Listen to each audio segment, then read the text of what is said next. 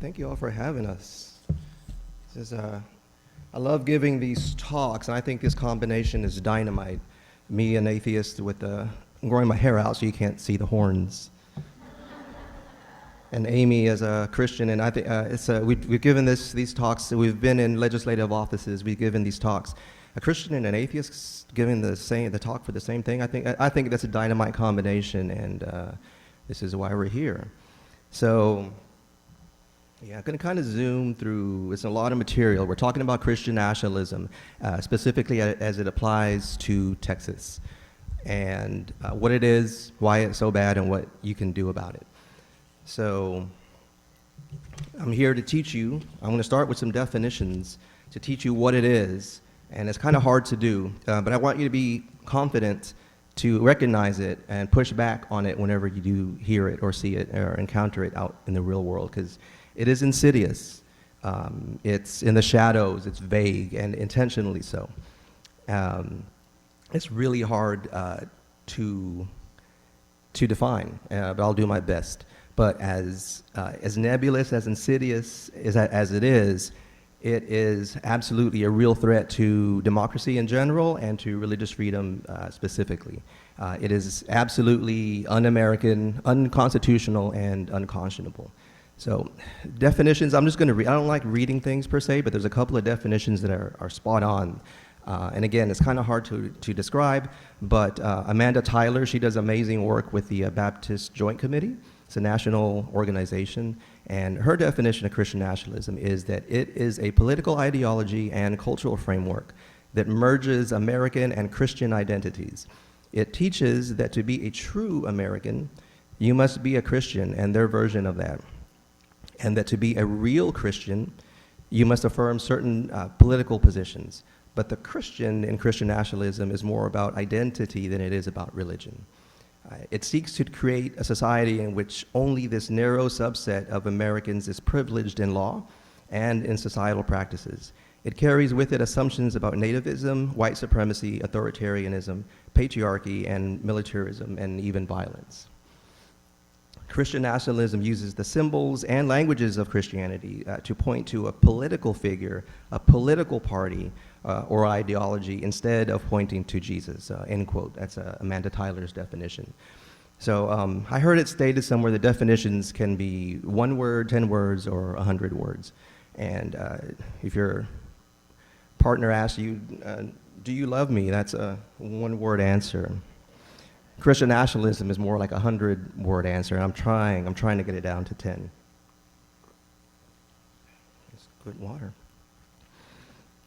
Another person, Dr. Andrew Whitehead, he's been doing a lot of really good work in this realm of pushing back on Christian nationalism.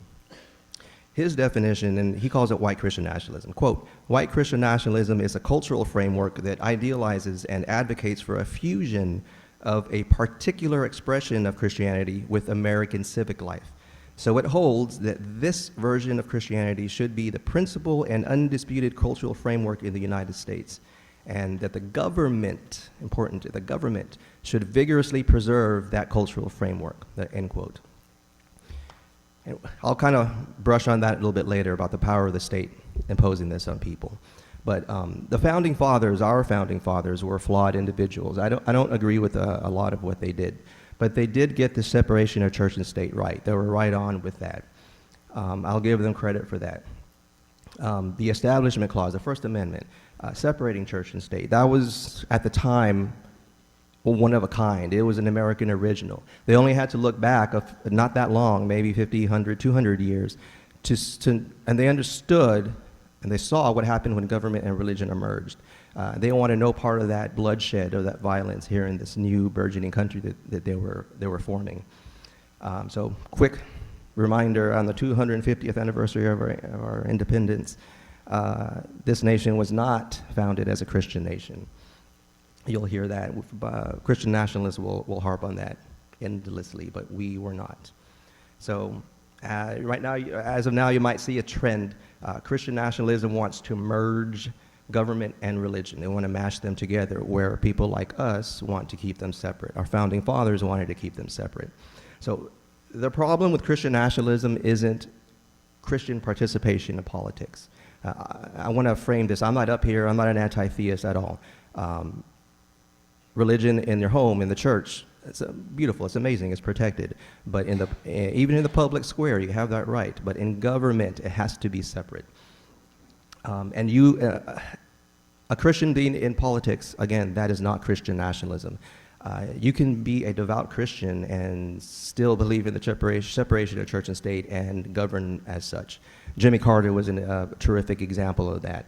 He was as pious as they come, but he is on record many times saying that the separation of church and state should be protected in this country.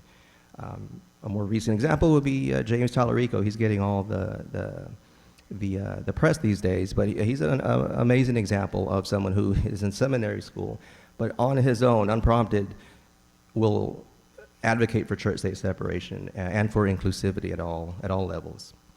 So it is possible. Again, I'm not framing this as an anti-theist. I'm trying to advocate for separation of church and state.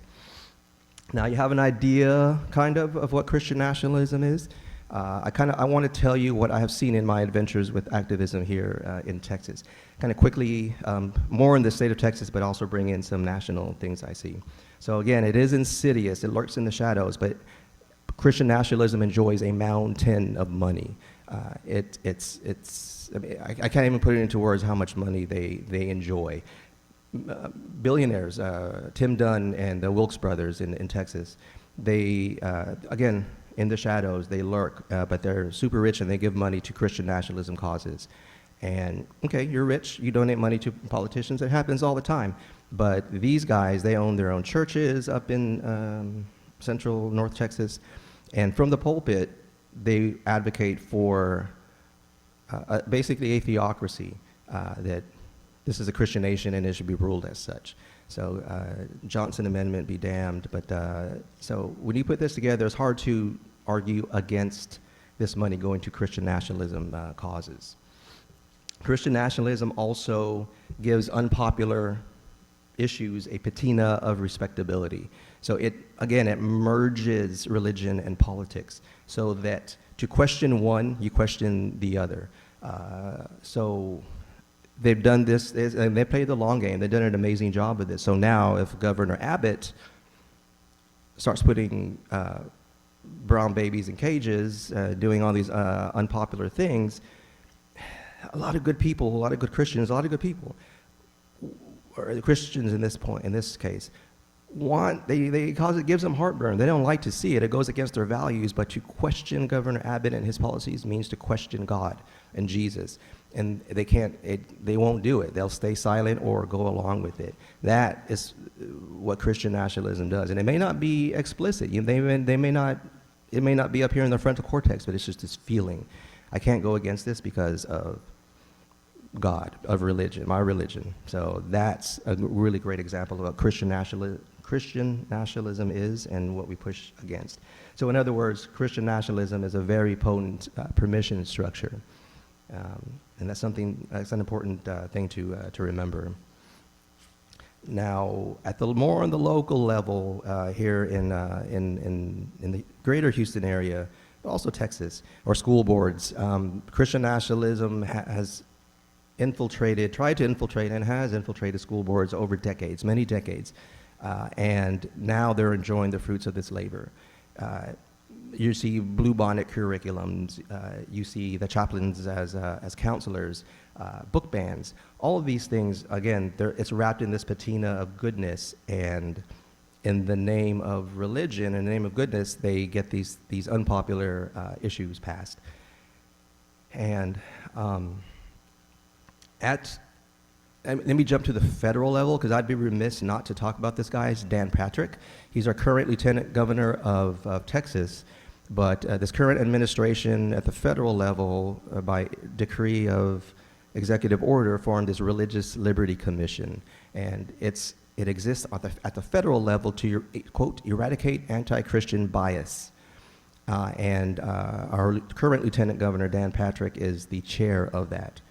So yes, it's a federal position, but this guy is lieutenant governor of Texas now, and he has gone on record. Again, Christian nationalism, They used to have to hide this thing behind facades and dog whistles. Now it's out in the open.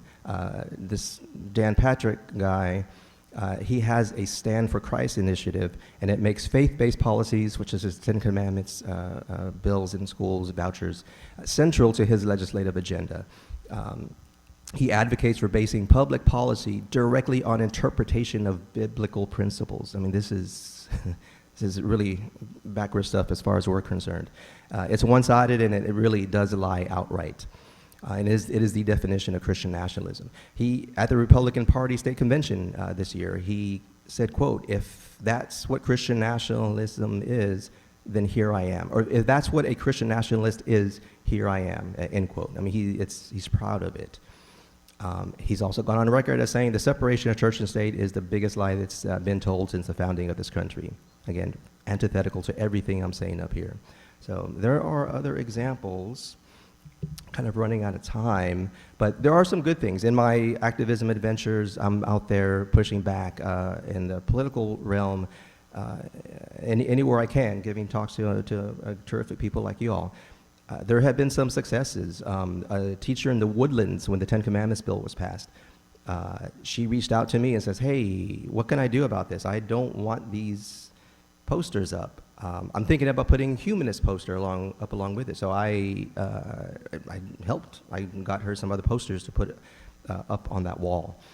Cy-Fair ISD, a big school district out in northwest Houston area. It's like the third largest in Texas. So many students. Their school board was 6-1, 6 crazy to 1 sane.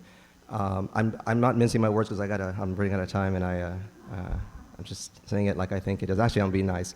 They had a school board election in November of this past year, and it flipped. That there was not, the appetite was to get more sanity into the school board, and there is a appetite to push back against Christian nationalism at the school board level.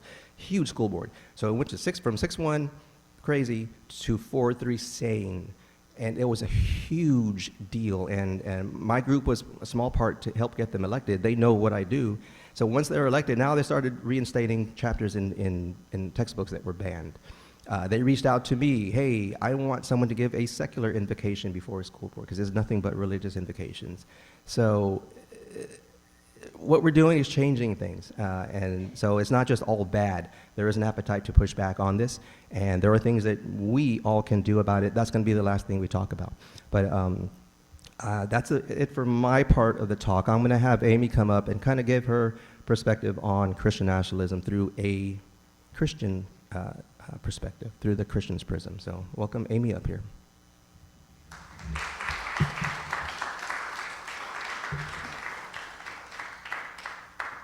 Sadly, Will has these amazing slides, so I wish that we had brought our own projector so that you could see them, because otherwise he has a real visual presentation that explains a lot. Just, you know, how a picture can be worth 1,000 words. He's got some fabulous ones. We'll have to get those together and maybe share them with you guys. So, what is Christianity at its core? That has been a discussion and a debate since Jesus walked the earth. If you look back at Peter and Paul, in the very first century church, they disagreed on what that meant to be Christian. Peter felt like everyone who was to join the church had to be circumcised, follow the dietary restrictions, become Jewish. Paul said no. So from the very beginning of Christianity, there's been a very diverse opinion of what it means to be Christian. To me, what it means, and what I believe the first century church intended it to mean, is to be followers of the teachings of Jesus. That's its very core basic. From then, you have splintering of church after church, denomination after denomination. And every church believes that it's correct. We wouldn't believe what we believe if we didn't believe it to be right, in a nutshell. So when you have that, how do you decide which branch is going to be the Christian church of our state? And that's why Christian nationalism should not even appeal to Christians, okay? So I'm not a theologian. at all. I am not a historian at all. I do love history, and I read a lot of history, and it's important to me. I am a lawyer from a family of lawyers, which means that I'm always looking for the other argument to argue against something. Marion and I have a little bit in common about that. We're rebels at heart. So being raised in a Baptist church, I was not a good Baptist, but I tried. So I was raised by parents who, although they are very much Southern Baptist, they also raised us to believe that we were Christians who worshiped in a Baptist church. And so why is it a Christian would not want Bible structure imposed in a public school on her kids? Well, because cherry picking of scripture is very, very common. You see it throughout time. You look at the descendants of Ham. Does anybody here know who Ham was in the Bible? Okay, so Ham was one of the sons of Noah. He's the son that saw Noah drunk, and he laughed at him when his two good sons covered him with a cloak.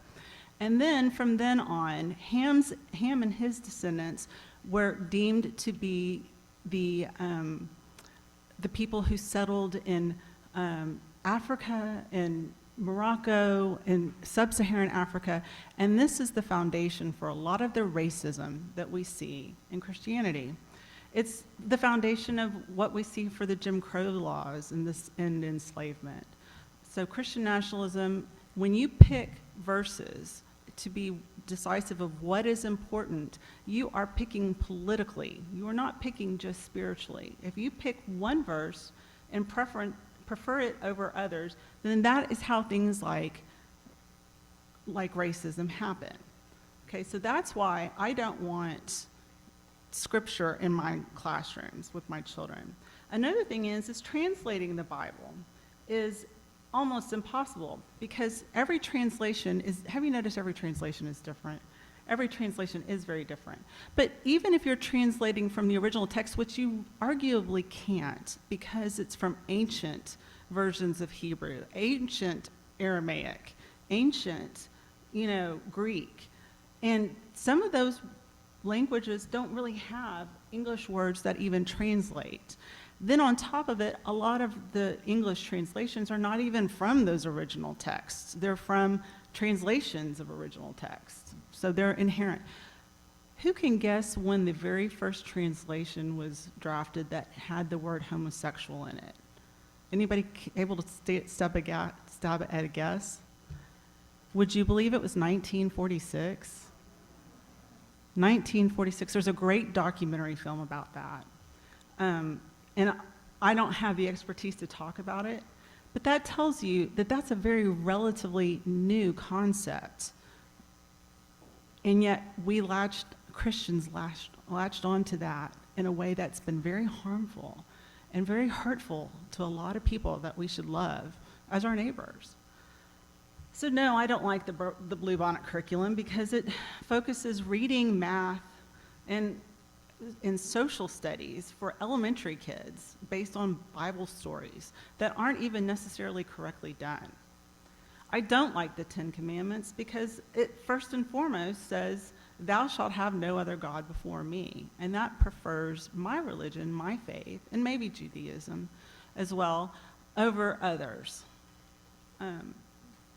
It also, when you focus on the Ten Commandments and you're putting that in every classroom, then you are not focusing on the fact that there are more times in the Bible, there are something like 7,000 times in the Bible, 7,000 scriptures that talk about taking care of the poor, the needy, the widow, the orphan, those who are cast aside, instead of taking care of eye for an eye, being judgmental. And yet we're teaching our children that this is what is more important than anything else.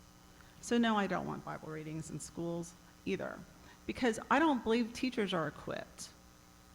They aren't. And I don't know that in a lifetime someone can become equipped to teach it to every child. There's just no way. So, boy, I left my notes behind. I'm sorry. So, also, you cannot pick Bible verses in a public school curriculum without becoming political. It ignores, when you choose some verses that focus on, and I'm speaking as a Southern Baptist now, when you choose verses that focus on the roles of men in the Bible and never talk about women leadership, you're ignoring very important women in the Bible. Leaders, Priscilla, Lydia in the New Testament. These were founding members of what we call the Christian church. If you talk about men in the Old Testament only, you're forgetting Miriam, and Miriam, who was Moses' sister, who was very much the praise and worship leader for the Israelites as they wandered the desert. You're ignoring Deborah, who was a judge, a leader of the Israelite people. So when you focus on these things, you can't be non-political. When you allow the state to decide what scriptures and what religion is taught to your students, you're abrogating your own constitutional right to be the parent to decide these things for your children. The most important thing that Christian nationalism does when you commingle church and state is you give spiritual authority to the state. And this is my big word, dominionism. I know that that Will is talking about how you sometimes need 100 words to describe Christian nationalism. If you had to pick one, I would call it dominionism. Dominionism is when one group asserts authority over others by right, like they have a right to do it. In Christianity, they believe they have a divine right to do that when you're a Christian nationalist. Now remember, this is not a new idea. This has been around, again, since Peter and Paul, since Constantine. In the 3rd century, he wasn't a Christian. He didn't even believe in Jesus. He was a Roman. But you know what? He was losing power to these martyrs who were basically willing to throw themselves into the pit to follow the way of Jesus, the teachings of Jesus, which they were very subversive to Rome. It was treasonous to believe in God or to be this way. So he decided he can't fight them, he would join them. And if he was going to join them, he was going to be in charge. So he's the one, so they put together the Council of Nicaea, and they decided which books of the Bible are okay and which ones are not. What is our belief? And we have the Nicene Creed because of that today. So on to the Founding Fathers, they are very flawed. While we did get the whole Christian nationalism thing right, or not the separation of church and state right, we still, as a country, used it for manifest destiny to justify, really doing a lot of harm to people who were here in this country before us. But they were still not Christian. Let me give you some examples. Benjamin Franklin, he started off as a Puritan, but then he became a deist. Does anybody here know what deism is? Okay, so deism basically believes we've got a little bit of God in all of us. It's not necessarily, I know I'm paraphrasing, so I don't want to butcher it too bad, but it's not Orthodox Christianity for sure. And then he became a believer in divine providence. Jefferson, anybody know anything about Jefferson's New Testament? Okay, so he decided to write his own New Testament, basically by slicing out every single, used 6 copies, and they're in the Smithsonian. They have the original that he created, and the 6 copies that he used to do it. They found him in Monticello. But he sliced out every miracle, everything that could have been miraculous or deemed miraculous, sliced them out of it and created his own New Testament. So again, anybody still believe that we were founded as a Christian nation? And if so, which version? Okay, so, but the main thing about dominionism is that when we do this, we are giving power with the gloss of religious divine backing or with God's backing, okay? Okay,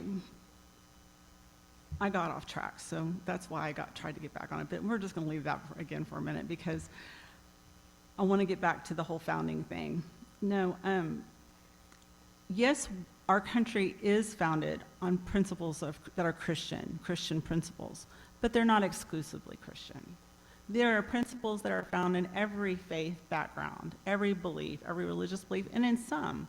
There is a very famous experiment that's still ongoing. It's been ongoing for years and years, in fact, decades now, for about 20 years now at the Yale Baby Lab. This is a fascinating experiment where they have babies. I'm talking under the age of 1, where they'll show them puppets, and they'll have these bunnies. One will be in a green shirt and an orange shirt, and then they'll have a puppet that's trying desperately to open a box. And then the baby, and they switch the color, so it's not always, associated with one color. The baby with the green shirt, it helps the puppet that's trying to open the box. And then they'll have the baby in the bunny in the orange shirt slam the box closed. Then they take those puppets and they sit across from these babies. We're talking 3 months old, 6 months old. They sit across from these babies and they give these babies a choice. Which puppet do you want? And they always choose the puppet that helps. They always choose that one. These are babies. These aren't taught. These are not children who have been taught a background or a faith. So we are born with inherent ideas of right and wrong and what is justice. I really highly encourage you to look at that if you can. Now, what can we do to combat this? First of all, you can vote. Even if you don't agree with a religious or a candidate on what their religion is, if they support or if they oppose Christian nationalism, then they're supporting you and the way you vote. Speak when you can. Speak out when you can. There is a second side to that, though, and that second side is be quiet when you must, because do not give a Christian nationalist a platform. They love nothing more than to engage in a platform. I have actually been approached on the island about offering a panel discussion that allowed theologians and ministers who are opposed to Christian nationalism be on the same platform as a constitutional law professor and someone who advocates or sympathizes with Christian nationalism. And we will not support that. When I say we, let me back up. Will has brought up the Baptist Joint Committee. That's how we met. So I'm a member of an organization called Christians Against Christian Nationalism. You don't have to be a Christian to join. And this is an online Facebook community. It was formed initially as an online sort of mission, and then about 2 years ago, they developed a Facebook community and put that out there. And at first, it was a bunch of a lot of us are left-leaning. And, but our target audience is really to convince people who are not left-leaning, but who might be swayed towards Christian nationalism. So when Trump was first elected in 2016, Amanda Tyler, who is the director of the Baptist Joint Committee, the Baptist Joint Committee is a bunch of lawyers. It's been around. It was formed in 1936, and it was formed to fight for the separation of church and state through a bunch of lawsuits, like Americans United, and they joined with them in the NAACP to do that. Well, so they had this giant ecumenical they had leaders from every Christian denomination. They had they had Jewish Orthodox and Reformed Jewish. They had Muslims from conservative and more progressive backgrounds, and they had humanists all involved to discuss the rising threat of Christian nationalism in 2016. And in that, Amanda Tyler suggested putting together a big group to fight it. And the Jewish rabbis and the imams immediately threw their hands up and said, we can't do this. If we were to oppose Christian nationalism, we will be accused of being anti-Christian, of persecuting Christians. It has to come from within. The call has to come from within the burning house, so to speak. So that's what started the Christians Against Christian Nationalism, okay? It's more to let other people know that we as Christians are standing against it. It has a little bit more of a bite when it comes from within. So join online communities like that. You don't have to join that one just because I like it. But join some to learn. Support other faith groups. Support your local synagogue, your local mosque in ways that you can. Walk away from bad conversations where you know you can't win, because don't burn that bridge. I'm going to give an example. I have some good friends. We used to live in Kingwood where we raised our kids, and it's very conservative. It's very, very red, so to speak. And I've had to be very, very quiet, and it's been very painful for the last 2 years. And recently, some of my friends have started, my people that I haven't spent a lot of time with lately, have started expressing to me some sadness and regret over what they perceive as happening that they did not anticipate in 2024. And because I did not burn those bridges, I can now welcome them and encourage them into coming over to see some more of what I see, okay? So that being said, recognize when you have experienced trauma and don't give it an opportunity to go after you again. You know, don't stick around abusive people. And then network as much as you can locally with people like me, because I want to start a local group of Christians Against Christian Nationalism, but I think we're going to call it Galveston Community Against Nationalism, because I don't want it to be exclusive, but I still want it to be tied into the other. That being said, did you want to come up and take some questions? Did I go over? And if so, how bad?